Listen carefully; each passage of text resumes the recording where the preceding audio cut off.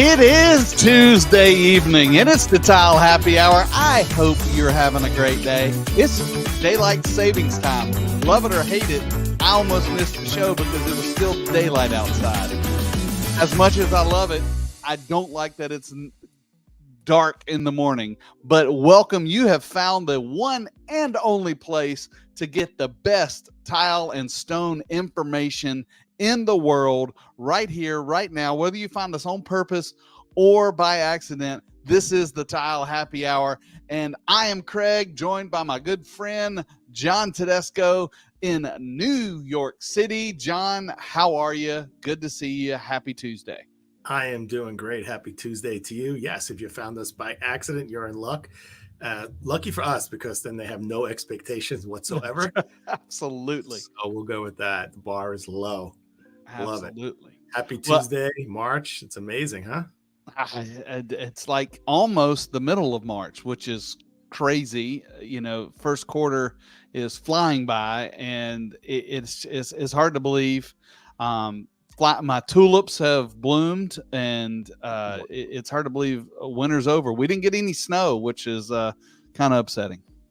Wow, that's interesting. No snow. Well, you know, you're down there all the way down south. Yeah. Yeah, it's the first quarter, 50% mark, pretty much, right? And being in the sales world, it's always a little bit of a trying time, you know, looking at your numbers and seeing where your projects are, and things are going well, but you know, there's a lot happening out there. And I'm glad to be here with you, Craig. You keeping a busy schedule. I know you have a busy schedule flying around the world. Yeah, it's been a whirlwind. I've had a little bit of a break, but got a busy second and third quarter coming up. But that's okay. I love it. Doing a lot of training events in the next few months. And as most everyone knows, we've got a big event in April in Atlanta. That is true. So we have the covering show coming up in Atlanta, Georgia. Most often the show is in Orlando, but it does have some second homes. And one of the second homes is Atlanta. This year, what is it? The 20th. You ask me that every time. I have no idea how many years.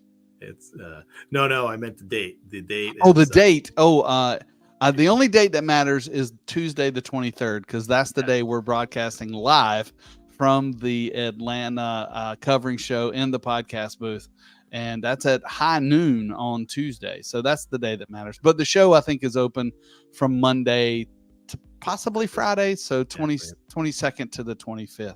It's a great show. Atlanta, love Atlanta. I think it's really cool. The other shows sometimes are in Chicago or Vegas. Atlanta's a great place. I threw up our little brochure, our little asset tag about our show that's going to be on, and it is going to be exciting because we're talking a little bit about digital marketing and in the tile industry for 2024, and excited that our friend Sharon from Laticrete's joining us, and Nathan from the internet. I'm sure that's not where he says he resides from, but we're just going to say he's from the internet. And we're going to have a conversation just about digital marketing and how that affects the tile and stone industry, with all these people called influencers and ads and all that stuff. Maybe that you want to increase your business, your tile and stone business, and maybe pick up some nuggets. I think we're going to be throwing some out on Tuesday, the 23rd at Coverings in Atlanta. Yeah. And can you put up the graphic one more time? I sure can. So let's just dig into that heading a little. So content to clicks, what does that mean? So social media is content, right? So that's number one. Yeah. When you're talking about social media, it's content. And so everyone out there on social media, wherever platforms you're on, it's all about content. If you're talking, if you have a little meme, or if you have a video, graphic, whatever you have going on, that's content. Music video. Yeah. So in our industry and all industries, content is king, and it's Hmm. important to have content in all different formats. And we're going to be talking about the content, and then why do you put content out there? So we use the word clicks as a kind of engagement, right? It doesn't Yeah. necessarily people go clicking or just it's kind of the marketing today. John, I lost your audio again a little bit. I don't know. No, I don't know what happened. Now, you sound like you're in a tunnel. Uh, Weird. oh, you're back. Don't touch All that. right. All right. So But yeah. yeah, I think what you're saying is, the content is whatever you're watching on your screen. Like my wife sends me memes and videos that are funny and all those other things that go on. But there is content specifically for products and for our industry. I think our team at Talbar does a really good job, not only on the corporate side, but even our A&D reps and you, John. You have a great social media history and profile and are always sharing stuff. And your hope as a business owner is to get the click. And if you get the click, that means you're closer to getting a sale. True. So people are building their brand or they're selling a product specifically, and where do you want to where do you want to drive that audience? Is it Yeah. just brand recognition, or is it clicking onto your website and buying a product or seeing a product? So whatever your reason is for being on social media, if it's just watching social media to watch a guy clean a dirty carpet, then that's that. If You it's and my wife have the same feed, I think. yeah, She loves that. it's strange what's interesting to people, Yeah. but I would much rather, Craig, just thumb through social media as than just thumb through television in general. Like I don't have like shows like must watch shows. Yeah. Well, I had something that popped up the other night, and you tell me this is probably very unhealthy, but sometimes we'll go to bed and we'll watch a show, just in bed, before bed, whatever. And I can fall asleep. Like, it'll get, 2 minutes in and I'm out. And then, but the other night I was in bed and I was scrolling through the videos. And I did that for 2.5 hours straight Yeah, and it's not. didn't fall asleep. So let me ask you a question. So now you say to yourself, I gotta go back to sleep. I gotta go. You close your eyes and you see like lights flashing in your head. Yes. You're just watching video, and Can't be it helped. goes against every health expert that popped up on your screen the last 5 years saying, don't do that. Don't Keep do the that. phone off. Keep it 2 Yes. hours before. Shut off your devices. And I am bad. And our company, Tile Bar, we get sales reports every night, and it comes out at like 10 after midnight every night. And I'll be almost asleep, whatever. And then I hear like my phone just like ding. And I'm like, oh, that's my report. And it shows me all the orders that were shipped, all the orders that weren't shipped. Like I can look at open orders, and 50% of the time I'm like, I shouldn't open my phone, because when you open your phone and you flip a light on, apparently your melatonin levels drop like significantly just by that light. And I'm an adult. I know it's wrong. I know it's bad. But I'm saying I'm not tired for some reason, so let me open up my phone. Next thing you know, it's an hour later. Well, and then as humans, there's a process. When you open your phone, you check this, you check that, you check this, you check that. Then you can put it down and go to bed. You know what? Yeah, I check my bank account like 50 times. Like it just click. It's like nothing's changed. Like you and my wife are the same person. I don't know. Something's crazy. She does it. I'll wake up at, we get up pretty early, 5:15 or so in the morning. And she'll go, did you know your check was deposited? I was like, when? At 3:30. I was like, why are you checking the bank account? It's 5 o'clock in the morning. Nothing's happening. It's so nothing's weird. happening. Well, but anyway, what I will say for everybody that's listening right now, put your phone down and go to bed unless you're watching the Tile Happy Hour, because that is what where you are right now. And this is, I thought of this today. Out of all the things out there, all the content that we talk about that's out there. This to me is the most important hour in the tile industry in the world, because we do it all. We talk about design like we did last week, and I want to review that with you because you weren't here. And we talk about how to do things like tonight. We're going to talk about that a little bit. What's going on in the industry? If you have a question about tile and stone, this is where you can come to find the answer. And I don't know if there's any other place in the world that you can get free information about this subject. And whether you're here watching live, if you're watching live, let us know where you're watching from. I've got screens all around me. I can see that. If you're watching not live, I hope you're still alive. But if it's on a playback, we still want to read your comments. I told John our comments are up.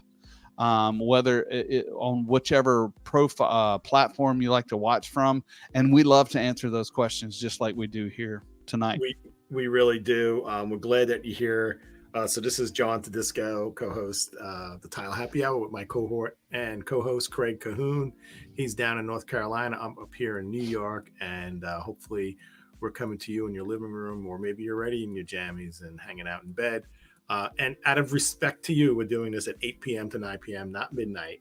We probably would have a crowd. We're probably a different crowd, They'll be just high and be like, wow, movement joints. We'd have to get a better light show, maybe. Yeah, but they're thinking movement joints has something to do with pot. They're like, wow. So I put on my social media, Craig. We have informative and exciting topic, movement joints. I honestly meant that. And later on, I said to myself, I should have put in parentheses, of course, if you're into tile, it's exciting. Otherwise, maybe not. Wait, hey, do you have a drink tonight? I've got my traditional Leroy cup with some sweet tea. So cheers. Oh, a glass of wine tonight. Yeah, I felt like a glass of wine. I love it. So welcome everybody to the Tile Happy Hour. It's Craig and John. Come see us in Atlanta. We'll be on the high stage. I'm working on some new swag for us. So if you come say hi in Atlanta, I may have a little gift for you. It won't be much because we have a very small budget, which is nothing. And so please come say hello and come watch the show with us. That's the cool thing. We're going to have some friends there. A lot, of course, if you know the tile and stone industry, there's going to be tons of your friends there. Bring them all to the live show, and let them make us the audience too, right, Craig? Say again. We want questions from the audience. Sure, yeah. I mean, unfortunately, we only have an hour. Like here, we can talk for as long as we want to because but there we only have an hour. But I want to come loaded with some questions because I don't claim to know anything about digital marketing, even though I'm on social media a lot. I'm a novice at it. I try to study it as much as I can because I do believe it's the future of our business. And the content creator market is a $1 billion industry, $1 billion plus industry. And we, as the tile industry, have to harness that. We've got to take it in on that. I mean, there's ads playing between those videos that are keeping us awake, that are selling products, and people are. And so we need to know how to leverage that for our businesses, whether you're a contractor or you're a distributor or a manufacturer, any of that stuff. So I want to learn as much as I can. Well, that's why I think this topic is really cool, because it could appeal to anybody. What segment you are in the industry, because we have an influence. Is that his title, influencer? I will have to ask him how he wants. He is an influencer, yes, content creator. But I think his main business, and I'm talking about Nathan Merrill, which is Vision Tile and Stone. If you follow him on Instagram, cool Instagram page. He is a unique story every day, and I just love watching him. But he's an artist at heart, but I think his main job is a tile setter. Yeah, absolutely. And what's also cool is then we have it paired up with Latticrete, which to you and I is like really cool and fun. But in the tile world, grout and thin set is the least sexiest part of a tile. And here they have, full-time person handling all their social media and all their marketing, Yeah. digital marketing, and probably teams of people like Tile Bar has. And I'd like to hear some insight on how that all came about, what they're currently doing, how they see that working, and what they see. And the return, that's what I'm interested in. Yeah. What's the return on that investment? I mean, obviously teams of people are expensive, Right. so there has to be a return out there. Welcome those that are just joining us. We're kind of previewing our coverings talk and podcast, which is going to be super exciting. But John, you weren't here last week. And when you're not here, I struggle because I get lonely. All hell breaks loose. I know.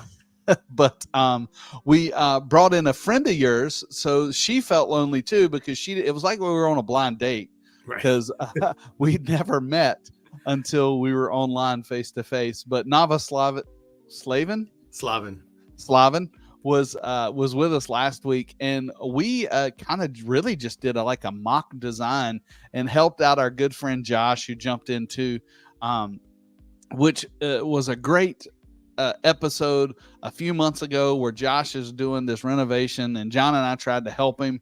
And what was so cool about it is I'm talking to you in the camera, were actually responded and asked questions, and Nava reached out to Josh personally. And so I thought, hey, matchmaker match. There's a song there. I don't know it. My wife would.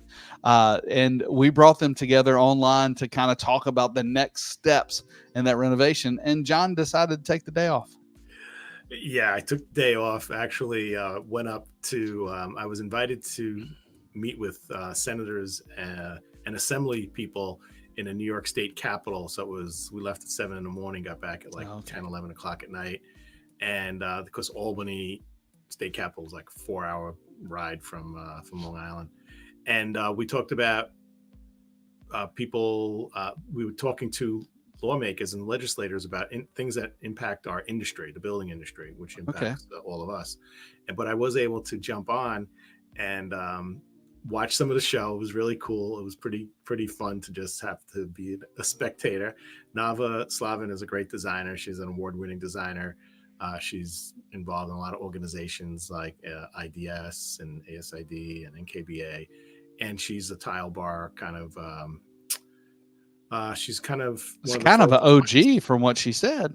Yeah, she definitely was. She remembers being solicited by the first 2 salespeople in the company, and she's been a client ever since. So it was fun when she happened to just come across the show on my feed, I guess, a few months ago, and she jumped in and we connected with Josh. That was a lot of fun.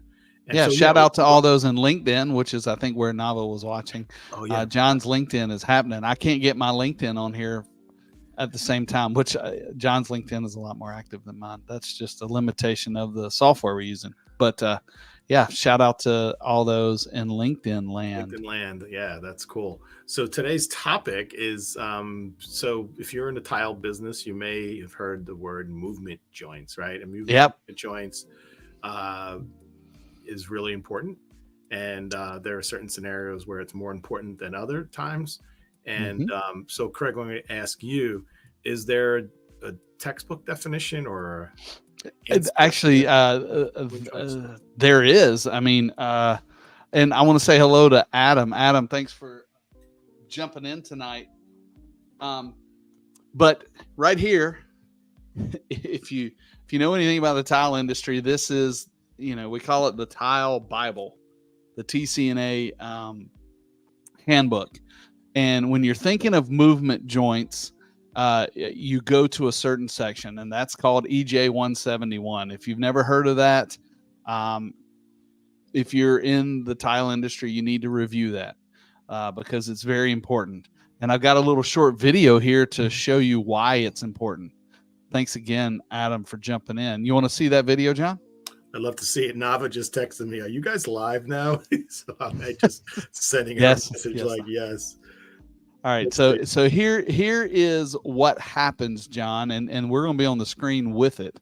Okay, here's what happens when you don't use a movement joint. All righty. This looks like a time warp thing going on here. Yeah. Whoa. That's some angry tile. That is angry tile. So But I'm just in if you knowing, see, like, if we'll somebody roll see that this back and show it coming? again. Did somebody see this coming and they were Yes, just because filling you it? can see here. Let me pause it right here. You can see this is probably 12 by 12, 12 by 24 joint. You can see the joint that's in the center of the screen. It's tinted up, so that tile has moved and already tinted up, and it's working its way down. And there's no sound. Well, there's some sound on the video, but it's not very good. And there's a couple of curse words on the. And this is a family program, so we're not going to play this. but but you could hear the floor creaking and cracking, and so whoever's floor this is, I don't know these people, pulled out their camera and filmed it, and so the floor is moving, and the tile just had enough. Wow. And broke. That's pretty dramatic. So it's a couple of things that are good. Number one, the tile withstood pretty good, and the grout did also, and it finally had enough pressure and cracked the tile, and it blew off the floor. That obviously is an extreme case, but so what exactly happened there? So what, and it's hard to tell 100%. Here, I'm trying to find my mouse so I can get that off the screen. It's hard to tell 100%, but what I'm assuming has happened is they have tiled that room wall to wall, and there is no joint, no soft joint between the exterior walls. So grout would be not considered a soft joint. Grout would not be considered a soft joint. Okay. So this had no place to go, and as you know, and I'm working on a training document that we actually have our company-wide training on the 21st. That is going to be kind of all about this, and everything moves, whether it is the hardest metal in the world to the softest cotton ball. Everything moves, and it's temperature plays a big part of that. So a lot of times when you have a building that is new, it's installed unconditioned possibly, or the conditions change when they start loading the building. And that's when normally the biggest movements happen, is in a brand new building, and they're just turning on the HVAC and everything starts to creak and move. And I'm sure your house, when you turn on the heater for that first time in the summertime, you'll hear things move. And if you've ever been in a place where the windows don't open, they're swollen shut. All those things have to be taken in consideration when you're installing tile. Now, are you saying that those movements are normal?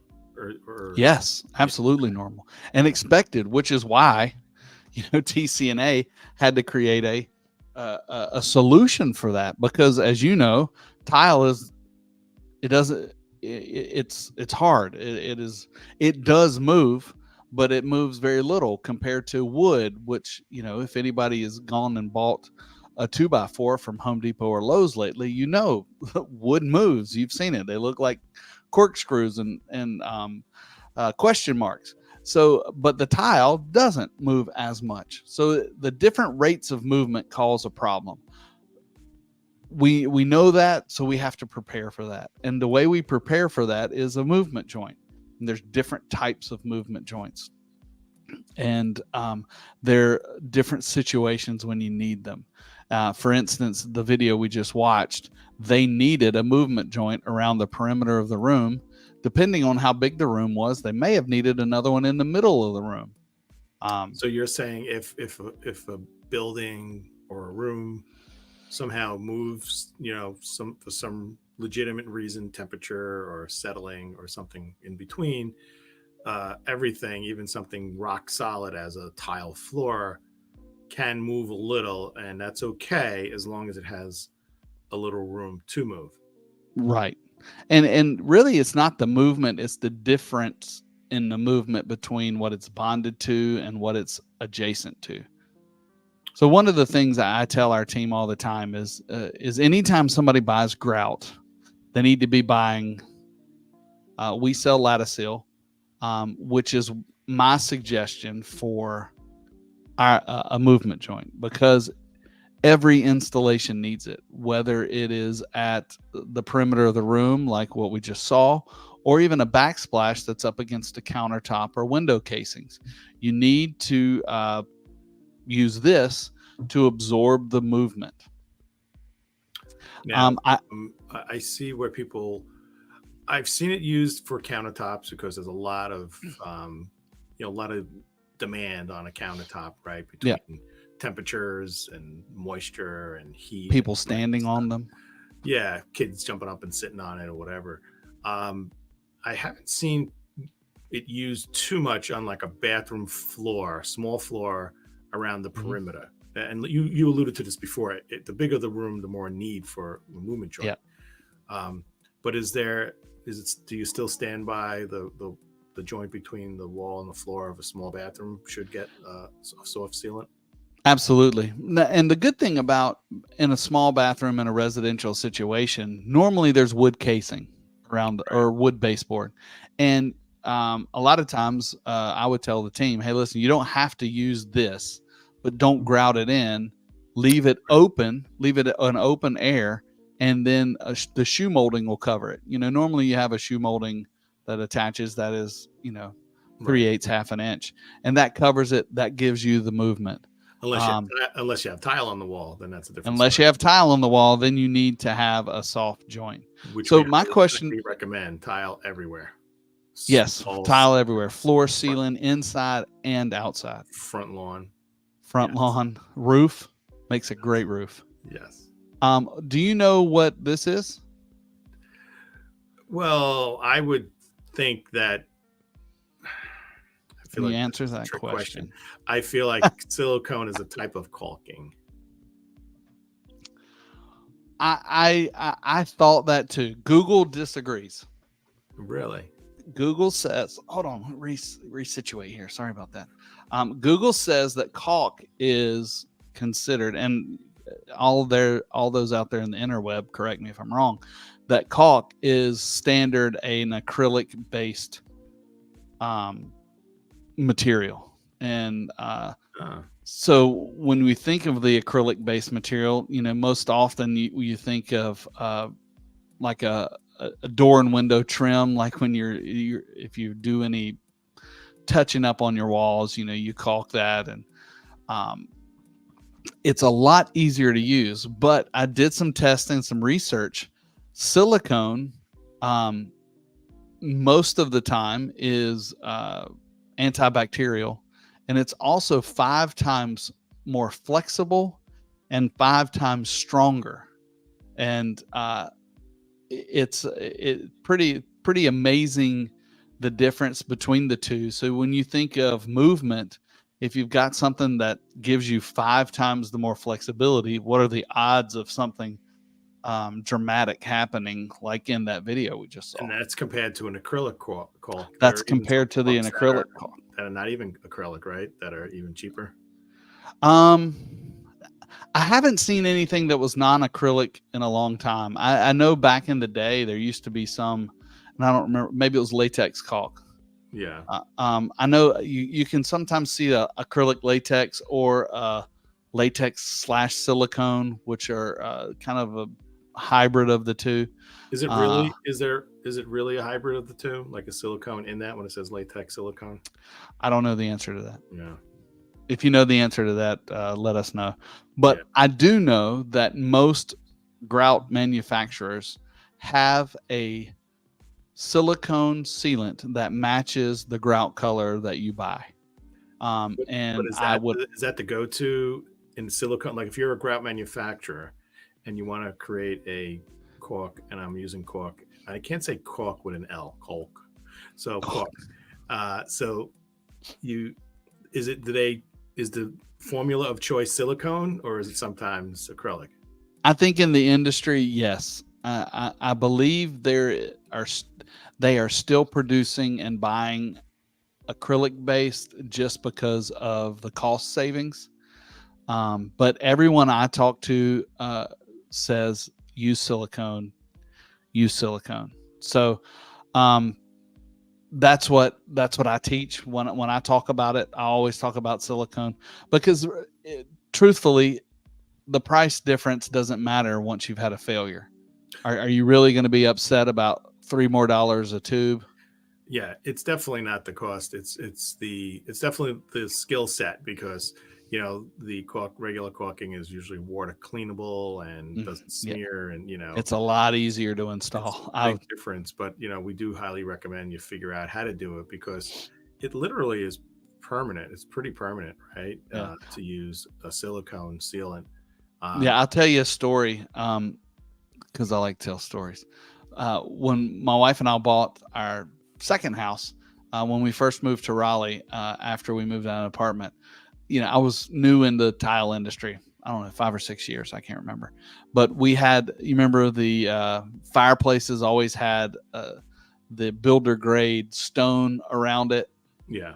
Well, my wife said, I'd really like for that to change. I'm like, well, cool. I've got some extra black absolute 12 by 12 tiles, which, Fell off 2005 the or 2010 was probably pretty popular. Yeah. And I said, I can bring it home and I'll tile it. So that's what I did. I brought home the black absolute. And I was like, man, these joints, I installed it with a 1/16 of an inch joint. And I was like, I don't really want to mix up black grout, because if you know anything about grout, black grout is the worst. It stains everything. It's terrible. So I said, I'm just going to pick up some black caulk and I'm just going to caulk the joints and be done with it. Well, I didn't know the difference at that time between caulk and silicone. I picked up black, checked out, cut it open, squirted it out in there. It was black silicone. I had it everywhere. And you can't get that stuff off. It is very difficult to get off. I had it all over my fingers. I had it on a rag. Luckily, I didn't get it on the carpet, but it was a nightmare. And that is the downside to silicone. Now, there are some tips and tricks that I'm going to reveal in a video coming out in the next couple of weeks that you can do. But if you don't know what you're doing, you can really make a mess with silicone. Yeah, because and it just gets worse. It's like, do you ever use a hot glue gun? Yeah. So in the tile world, we use hot glue gun a lot to like glue tile samples, and God forbid you get glue on your finger. It's like second, third degree burn. And the worst thing you could do is try to like take your other finger to like wipe it off, because now you have burns on both fingers. So it's the same thing with silicone. Like if you get it here and then you go, oh, let me do this, and then it's greasy. That's the only way I could describe it. I don't know if it's kind of greasy. And the only trick I found with silicone is if you do spill some or you get some in the wrong spot, don't smear it thin. Let it dry thick. Yeah. And then you can take a razor blade and peel it off. Yep. Because, so let me guess. I'm going to guess that your secret tool bag includes blue tape. Blue tape. And do you know the what I put in the spray bottle? I do. Some dial soap. Soap. Yep. Yeah. So that's that's the thing about silicone is it won't stick to anything that's got soap and water. It won't bond to water, but it won't clean with water. It's weird. You don't want to grout a wet joint is what I'm trying to say. But if you want to keep it off of, like, when I'm tooling the joint with my finger, I take the silicone of the soap and water spray and spray it on my finger, and you can wipe it right off. Moving along. So I've actually gotten out of using tape because I find that works better. If I put a thin enough bead in it to where it stays inside the tile joint, you can spray over top of it with the soap and water. Use your finger or a popsicle stick or a spoon, whatever you want to use. Pull out the grout, and it won't stick to the edge of the tile or the top of the face of the tile, and it'll come right off. Craig, do you ever recommend? I mean, it sounds like you're talking grouting with silicone. I know when you did your fireplace, whatever that fiasco was, but as cool as silicone is, I mean, silicone is an amazing product. Yeah. I don't see anyone in the industry saying just become really good at using a caulk gun and silicone all the joints. That just never happens. Like you're not going to silicone the whole bathroom, are you? I wouldn't say it never happens. For a bathroom, no. I will say the time where I have used it, back in the day in the stone industry, that was what was between two stone panels was, and it probably wasn't silicone. It may have been a different kind Right. of sealant. But when they started coming out with thin gauge porcelain, I did a bank, and the porcelain panels were 3 foot by 7 foot or something like that. And the more I thought about it, I had to put in soft joints anyway. It was an exterior installation, which means that it was getting a lot of thermal expansion from the sun. So I just told the team, I said, "Listen, I'll buy you all latticeil, which is what we used, and we latticeiled every joint of that bank, uh, top to bottom. There's no grout in that at all. Right. So it did a couple of different things. It seals everything in because it's completely waterproof. Yeah, It gives it the movement it needs, movement and joint you don't party, have to do right? grout. Say again. It's a movement joint party. I mean, every joint's a movement possibility. Uh, Absolutely, absolutely. Oh, Adam, denatured alcohol spray bottle for silicone dries faster until. There you go. I've heard the denatured alcohol. I've never tried that. Thanks, Adam, for that tip. What about just drink alcohol when you're I think you drink using silicone alcohol and it's immediately clean because you don't care how much you've made a until the mess. next day? You're like, oh man, Yeah. this is bad. This is bad. But no, Silicone. yeah, it's a very rare situation where you just silicone all the joints. I mean, I did it because I was lazy, and that's what I get for being lazy. And I thought I was smarter than I was. But there are times for that bank installation that it made sense Right. because the panels were so large. Yeah. Yeah. So let me ask you a question. So you're Sure. walking down the streets of Raleigh, North Hmm. Carolina, and there's a cement sidewalk. I guess you guys have cement and electricity down there. Yeah, we do. Okay. We do. So every once in a while, well, the sidewalks have like a little crease in them, and every once in a while, there's this weird tar and thick stuff between two pieces of concrete. Is that a Yep. expansion joint or a movement joint? Yep, What is it? same concept. Same concept. There's expansion and contraction. Now the good thing about a sidewalk is normally it can expand into the dirt or Yeah, whatever. it's usually not Yeah, butt up against building like a yeah, courtyard with something building hard. up from sides. Yeah, I get that. But yeah, a lot of times you've got to do that because concrete always cracks. Right. And the reason there are joints in concrete is they want them to crack in those joints. So when you're walking on that same sidewalk and you see a pre-made joint into it, it's not for fun. They do that because they know that concrete is going to crack and they're trying to make a weak spot for it to Right. crack there so it doesn't crack somewhere else. And the same thing is true for commercial flooring. The lobby of a building that's poured concrete, they know that the concrete's going to crack. And if they don't put a joint in it, a saw joint or a control joint, one of those joints, it's going to crack on its own. And when it does it on its own, it's going to be like a lightning bolt. It's not going to be straight. Right. And that's much harder to fight against. So that's why concrete's a pretty unique material. And it doesn't look complicated, but it is, but it performs really well. It's my favorite substrate to put tile on, personally. Well, you used the word operative. Used an operative word, which was control. That's what I was trying to say. So controlled is right. There's going to be movement, Mm-hmm. and maybe some kind of shift in material, and you want that shift to be in the soft joint. So if the soft joint cracks or peels, it's no big deal. As a matter of Right. fact, if you're walking down the streets of New York City, Mm-hmm. it's very common to see a guy on his knees in the middle of people walking, caulking this gray kind of matter between sidewalks, and then they put like a little thin piece of melamine and duct tape it. And this must be some protocol where maybe it's an ordinance or something, but there's people who that's all they do. They go around, and I guess if you own Really? a building and in front of your building, they'll caulk these like expansion joints, whatever, and then they put a little Mm-hmm. masonite on it and they duct tape it down for a few days. and it's a very common. I see it. People don't see it if you're just not in the tile business. You're not paying attention. Yeah, You're not paying attention. as tile industry, we have neck problems because we're always looking down. Yeah, and other people just worried about getting mugged, and we're just That's right.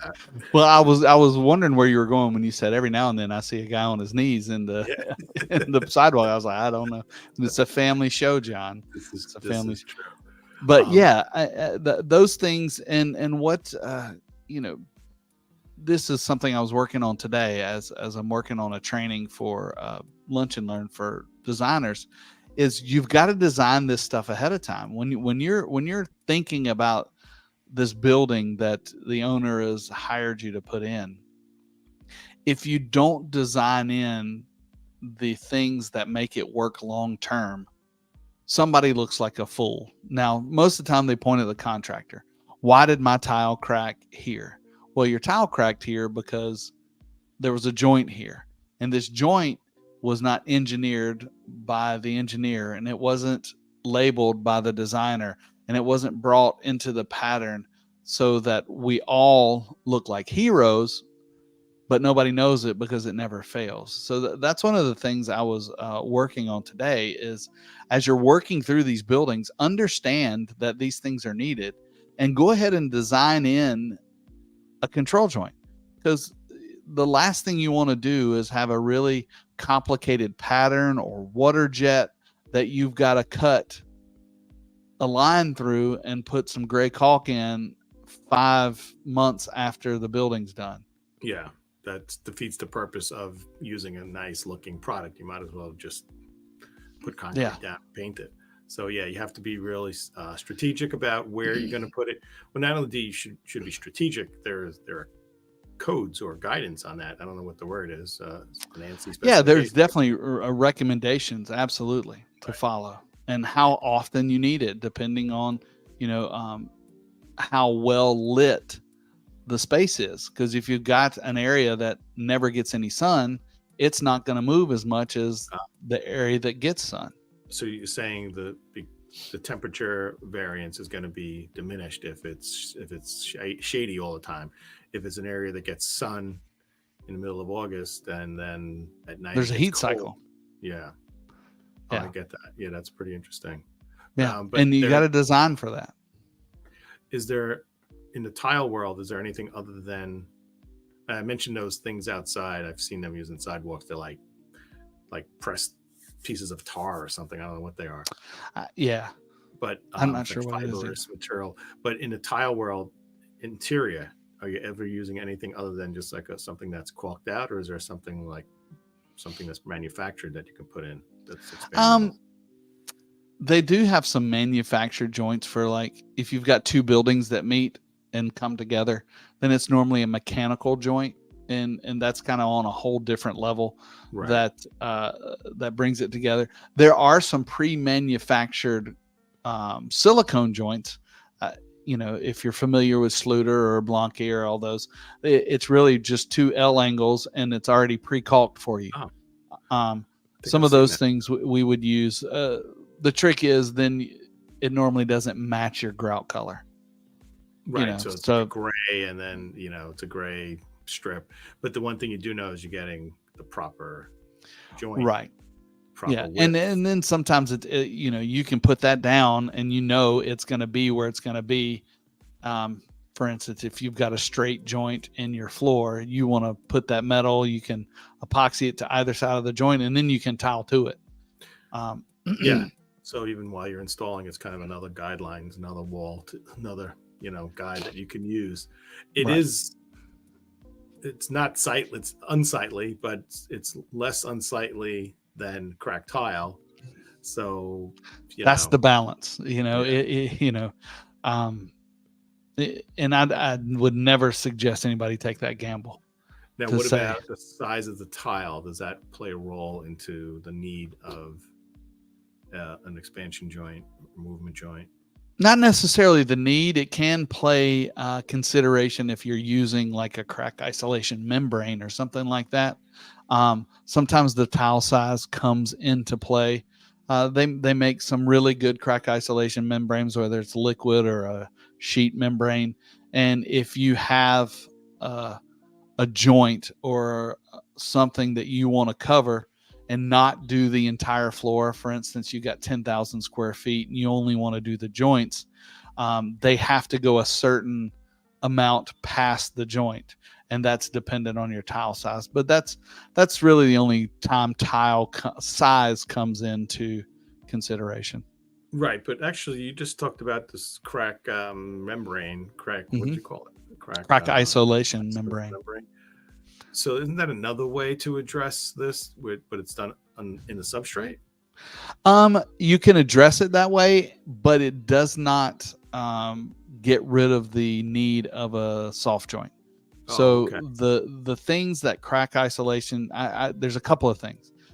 Number one is cheap insurance. Most crack isolation membranes can go a minimum of 1/8 of an inch in horizontal movement. That's like this. Nothing can do anything for vertical movement, but horizontal movement, most of them can cover 1/8 of an inch. But you still need that soft joint. But for instance, if you've got a pattern and you need the joint is messing up your pattern, and it would be better if you move that joint over 4 feet. Okay. Crack isolation membranes can give you some flexibility of where to put that joint.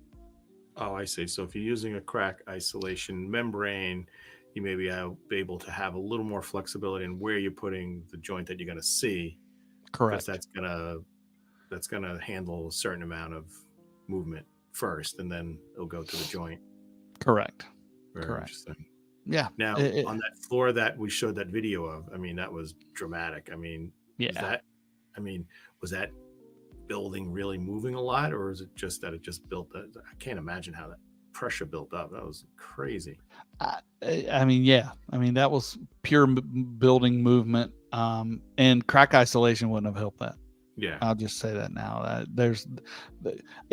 Everything was under too much tension. You know, we deal with this a lot in LVT floors. Have you ever had a complaint about LVT that's cut too tight around the room, and then the LVT will tent up? Right. Heard about that? But I'm familiar with that. Yeah. So you're supposed to leave. I think it's 1/8 of an inch, also, right, around the perimeter. I think it's 3/8, maybe. Yeah, maybe 3/8 around the room, and in those cases, you always have some kind of baseboard, right? If you're doing an LVT floor, you're not going to have ceramic walls. So you're going to have a baseboard. So you just stop the LVT, the luxury vinyl tile, or the luxury vinyl plank. You stop it 3/8 of an inch away from the wall. No caulking, no grout, no nothing. And then eventually you come putting a wood base or even a rubber base, right, around the walls. But it hides the fact that the tile didn't go all the way to the wall.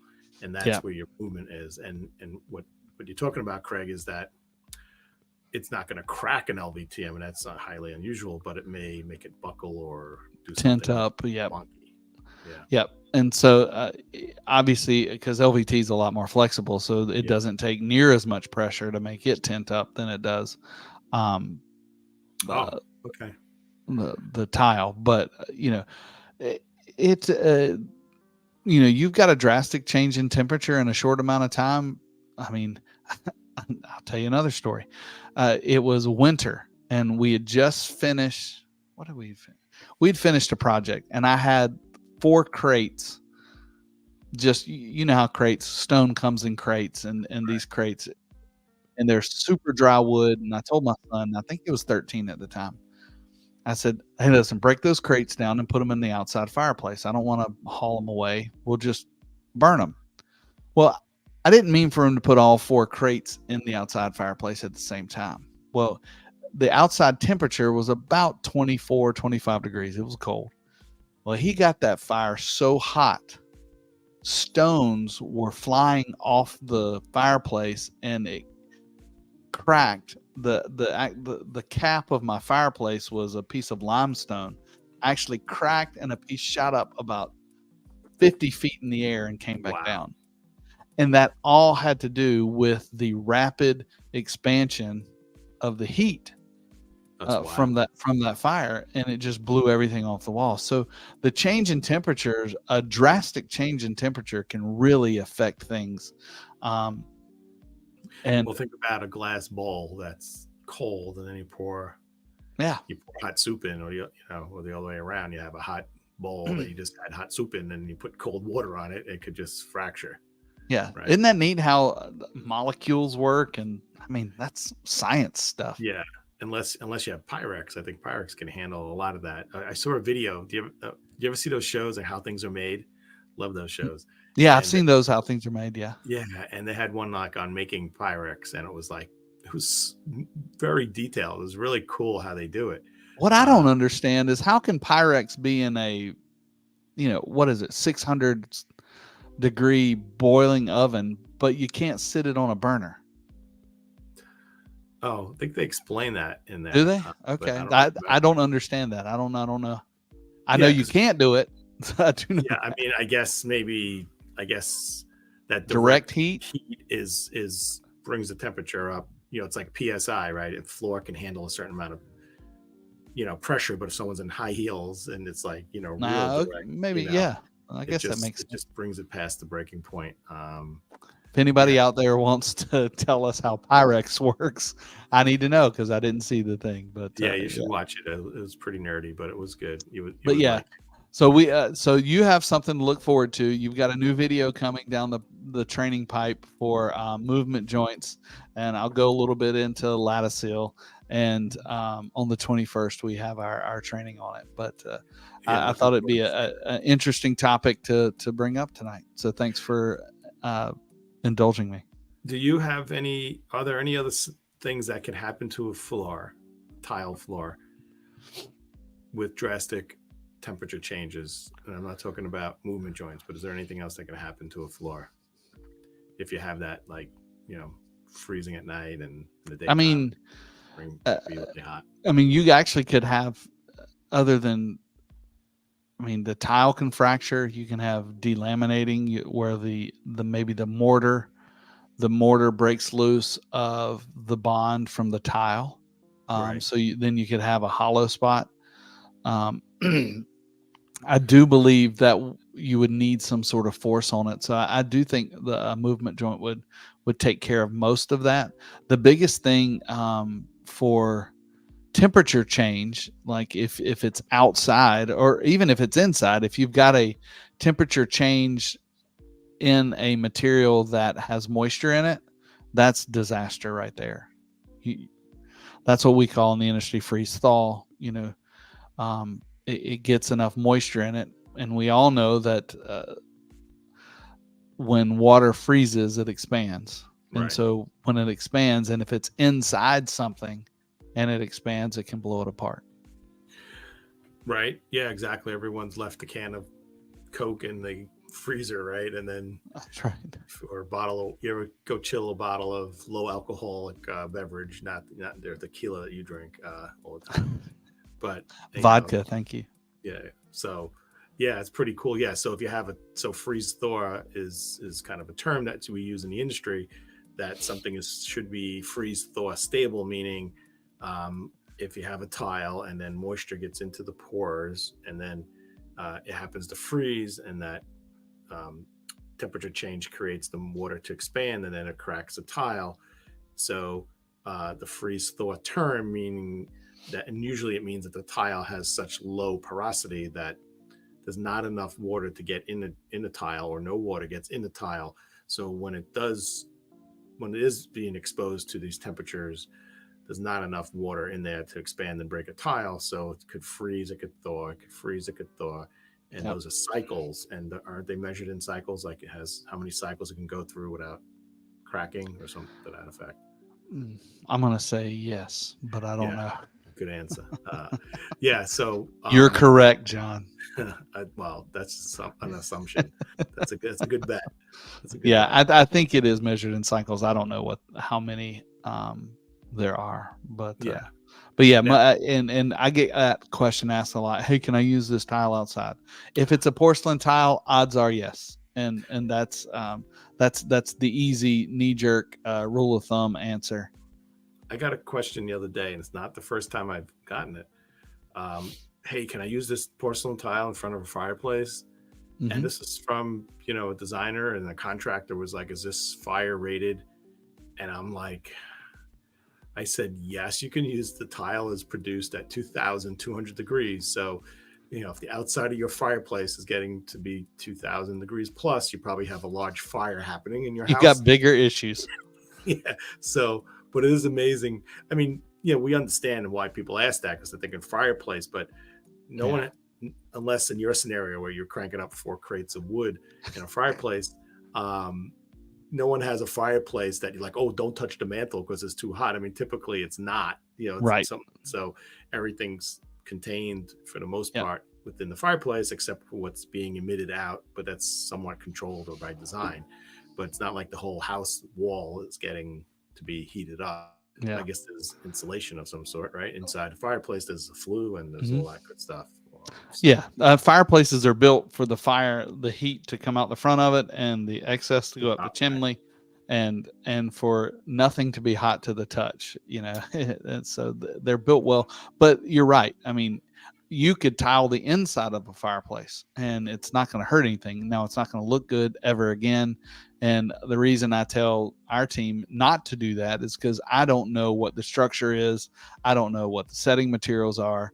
I can confirm that the tile will not catch on fire or melt, but I have no idea, and that's not a good idea unless it's meant for a fireplace. Yeah, well, inside there's things called fire bricks, right? And that's I'm right. not quite sure how different they are from regular bricks. I don't know that they're that much different, because I will say, and maybe this is the reason my fireplace exploded outside, is we used regular bricks when I built my fireplace outside. And maybe not fire. Maybe if we'd used fire bricks, it'd been okay. I don't know, Yeah. but I really think it was the fuel that we had in there. But that's definitely likely. So look, we learned about movement joints today, and it's important. A lot of guys don't know. A lot of people don't know about movement joints. Some people that are in the residential realm are not necessarily in tune with this because they not typically don't have 100-foot rooms or rooms that kind of really need it. And I'm sure there are some residential jobs that could use some movement joints. I mean, like in the middle of the floor, but it's really more, you're really talking more about where the wall, 2 planes meet, I think you put it right. So the biggest residential failure that I see, and I probably see it weekly, is the joint between the countertop and the tile backsplash.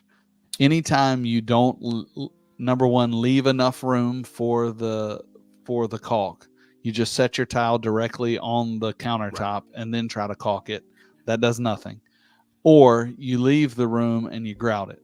Those are the 2 mistakes I see all the time, and both of those times that you're going to have some sort of a failure. And wait, what do you mean leave the room and grout it? Oh, you mean leave the space and grout it? I thought they you meant leave the space and then just I grout visualized it. somebody walking out of the room and then come back and grouting it. I'm like, what is that? What do you mean? No, they space it correctly, but then they just grout it instead of using.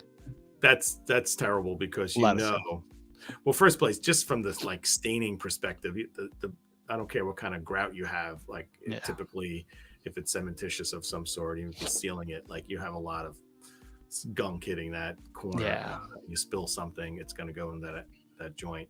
So so I agree wholeheartedly that the movement joint or soft, sealer like a silicone should go there. I mean, I'm sure you would recommend an acrylic or acrylic late silicone as opposed to grout, right? That's still better than absolutely. That would be a step down from the silicone, but still better than grout or nothing.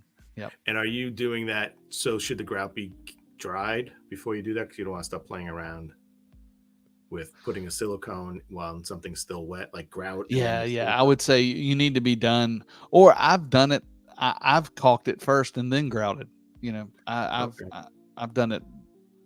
I forget why I did that. And then the more I thought about it, I was like, this is never done this way. Why do you do? And I couldn't think of a good reason why it wasn't. So, but you still waited for the caulk or silicone to dry. Yeah, whatever goes first got to cure, or you're going to make a mess. Yeah, I'm wondering why. I think the silicone could give something, or a soft seal could give something a smooth finished look. So when you grout, sometimes it's slightly rough on the edge. So I think to do it last, kind of gives you that opportunity to kind of like, I don't know, go across. But we learned a lot. So lattice seal is the caulking. I'm going to use the word caulk, but everybody does.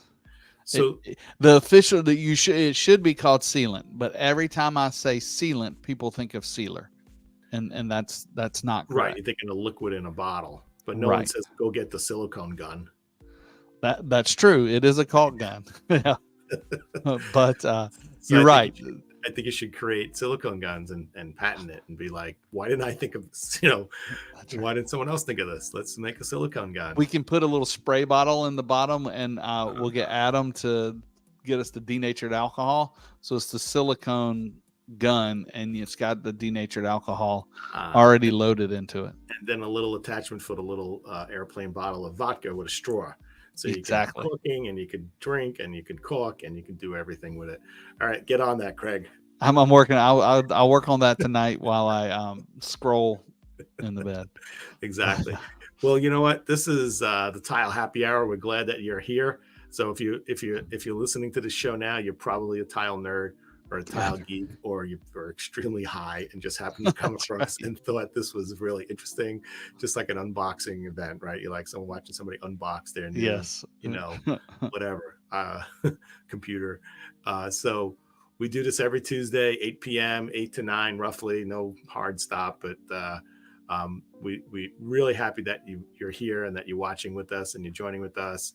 Do comment where you're watching from, even if you're watching this now and the show has already ended and it's, you know, you're watching a encore version of this, then do comment where you're watching from. Send us questions. You could send them right on the feeds that you're watching on, or send us a private message through those platforms, and we'll absolutely get back to you. We're here to help. We're here to help your tile project be successful and look great for, you know, as long as you want it to. You don't want it to fail and have to replace something.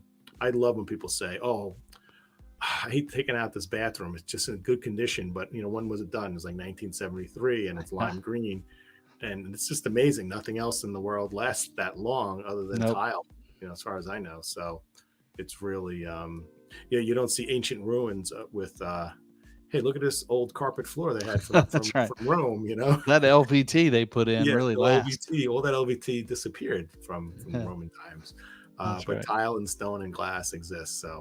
So Craig, it's been really good. Thanks for all your technical knowledge. This is definitely your expertise. So it's glad to learn some things myself tonight, and glad to share my knowledge with everyone. This is the Tile Happy Hour. My name is John Tedisco, and I'd like to wish you guys peace, health, and happiness.